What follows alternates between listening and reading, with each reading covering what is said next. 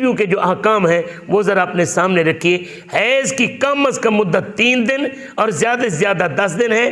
निफास की कम अज़ कम मुद्दत कोई नहीं और ज़्यादा से ज़्यादा 40 दिन है। इन दिनों में औरत के लिए तिलावत कुरान पाक मना है, नमाज पढ़ना मना है, रोज़ा रखना मना है, मस्जिद में दाखिला, कुरान को छूना, खाना काबे का तवाफ़ करना, ये औरत के लिए इन दिनों में हराम है। अलबत्ता ज़िक्र दुरूद वगैरह हर्ज नहीं, अलबत्ता इसके लिए वुज़ू कर लेना मुस्तहब है। एक और मसला भी यहाँ पर ज़हन में रखें, औरत इन अय्याम में नमाज नहीं पढ़ सकती।